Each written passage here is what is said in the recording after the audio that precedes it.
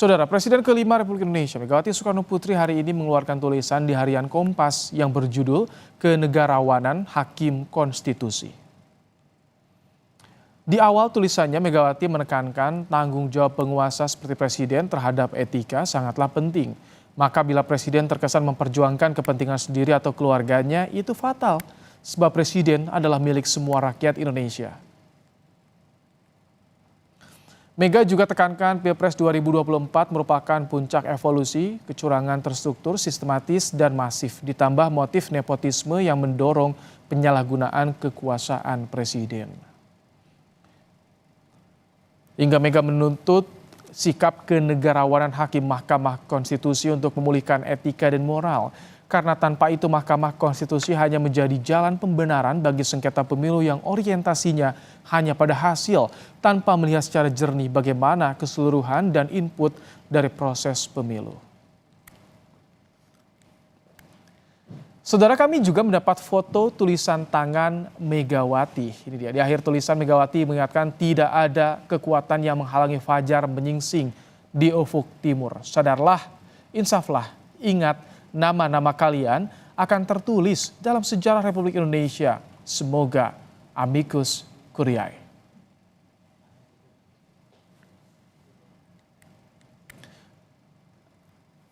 Menteri Investasi Bahlil Lahadalia membela Presiden Joko Widodo usai disindir Presiden kelima Megawati Soekarno Putri soal Pilpres 2024 yang diwarnai kecurangan, nepotisme, dan penyalahgunaan kekuasaan. Bahlil mempersilahkan siapapun yang bisa membuktikan dugaan kecurangan presiden di pemilu 2024. Namun Bahlil meminta semua pihak untuk menghargai proses sengketa yang masih bergulir di Mahkamah Konstitusi. Mengenai majunya Gibran, Bahlil katakan tidak ada aturan yang melarang anak presiden untuk maju di pemilu.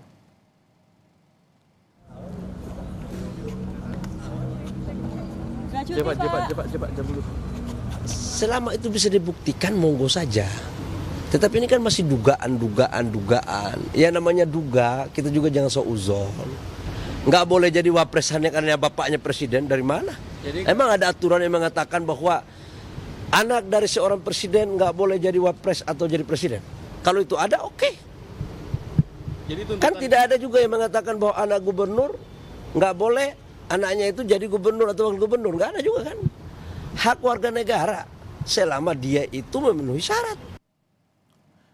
Tulisan Megawati hari ini sudah di koran Kompas yang diberi judul Kenegarawanan Hakim Konstitusi sangat jelas menekankan Hakim MK untuk berani memberi putusan yang memiliki makna demi perbaikan kualitas demokrasi Indonesia. Untuk lebih jelas memaknai tulisan Megawati hari ini, sudah ada dosen Fakultas Hukum Universitas Hasanuddin Makassar yang juga merupakan kolumnis Kompas, Profesor Hamid Awaludin. Selamat petang, Prof. Hamid. Selamat petang, apa kabar? Baik, sehat Prof. Prof, ini pertama yang ingin saya soroti soal penulisan Bu Mega menulis atribusinya dalam artikel di Harian Kompas sebagai seorang warga negara Indonesia, tapi bukan sebagai Ketua Umum PDIP atau Presiden kelima Republik Indonesia. Apa yang Anda baca, makna apa yang bisa dibaca dari atribusi ini, Prof? Atribusi ini sederhana pesannya, bahwa kegalauan, kegelisahan seorang Mega bukan monopoli seorang Megawati, tapi adalah monopoli banyak orang. Oleh karena itu kalau Anda lihat kalimat pembukanya kan dia mulai dengan rakyat Indonesia sedang menunggu. Nah, artinya atribusi itu adalah atribusi kegelisahan dari banyak orang. Itu maknanya sebenarnya. Jadi tidak ada kaitannya dengan atribusi dia sebagai ketua partai, mantan presiden, mantan anggota dewan. Oke. Mega adalah rakyat Indonesia. Prof, Simple. kenapa keresahan yang tadi Anda tangkap ini dituangkan dalam bentuk tulisan, Prof, menurut Anda? Saya kira beliau ingin sekali mengemukakan isi pikiran, hati nuraninya secara sistematis. Karena bahasa tulisan itu adalah ungkapan ekspresi diri dengan alur pikiran yang jernih dan sistematis. Bukan sekedar refleksi dari kepentingan dan keinginan sesaat. Orang menulis itu, tulisannya itu hasil kontemplasi panjang. Beda kalau ngomong, sekedar refleksi dari sesuatu yang dirasakannya. Saya kira dia melalui perenungan yang panjang ibu ini, sehingga dia menulis. Ada kontemplasi dalam yang dia miliki. Kontemplasi itu lahir dari akumulasi pengalaman empirik yang nyata yang dihadapinya. Oke, Prof, ini Anda bilang ini lahir dari kontemplasi yang panjang. Di dalam tulisan yang tersaji ini, apakah Ibu Mega menurut Anda sedang menyembunyikan alarm atau tekanan pada Hakim MK yang saat ini tengah berkutat pada sengketa Pilpres, atau bagaimana menurut Anda, Prof? Nah, saya kira dia tidak menekan ya. Dia mengharapkan. Jadi ibaratnya Ibu Mega itu berada dalam dahaga kebenaran dan keadilan, dan dia membayangkan bahwa Mahkamah Konstitusi masih bisa menjadi oase untuk menghilangkan dahaga kebenaran yang dicarinya, yang menggelisahkan dirinya. Saya kira dia nggak mencam, dia mengharapkan. Karena kenapa? Dia kan membayangkan Mahkamah Konstitusi itu sebagai hakim itu adalah negarawanan. Negarawanannya yang dituntut, statementship-nya. Dan dia memberikan 4 kriteria untuk menjadi negarawan itu. Jadi jelas sekali. Kalau dia mengintimidasi, mengancam, dia tidak memberi kriteria. Dia hanya mengatakan kalau Anda tidak lakukan ini maka itu ancaman. Dia mengharapkan dan dia membayangkan masih ada negarawan di antara orang-orang yang berjubah hitam yang bernama hakim. Ini kalau Anda melihat, ini adalah sebuah keresahan dari seorang Megawati Soekarno Putri menantikan hasil yang terjadi di Mahkamah Konstitusi, atau ada justru ketidakpercayaan pada proses yang terjadi di Mahkamah Konstitusi?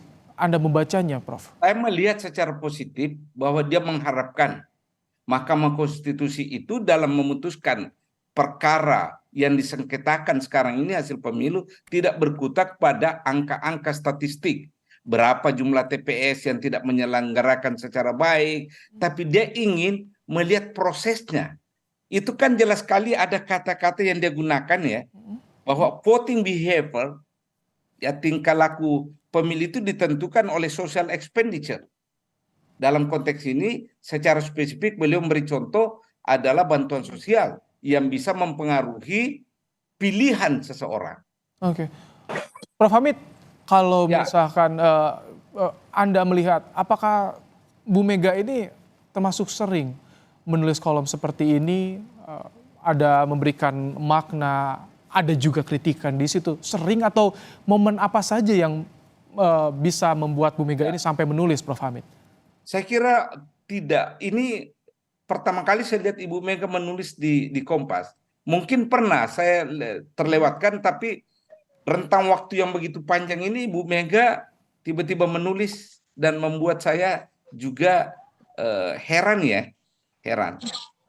Berarti ada sesuatu yang sangat dahsyat yang menggelisahkan beliau, yang menggelitik hati nuraninya, yang menggelitik akal waras beliau. Oke. Jadi ini hal yang jarang terjadi, mencurahkan dalam bentuk tulisan. Ada kegelisahan yang dahsyat tadi Anda sampaikan. Dengan tulisan ini apakah bisa memberi dampak nanti terhadap proses yang tengah bergulir di Mahkamah Konstitusi, Prof Hamid? Ya, sekali lagi yang saya kemukakan bahwa beliau mengharapkan, menaruh harap kepada para hakim untuk menjadi negarawan. Beliau kan mengatakan menjadi negarawan itu kan pertama persyaratannya the truth is the truth, kebenaran ya kebenaran, jangan bengkokkan itu kebenaran. Yang kedua, dia menggunakan terminologi qanaah, bahasa Arab itu yang artinya jangan sudahi itu keinginan macam-macam.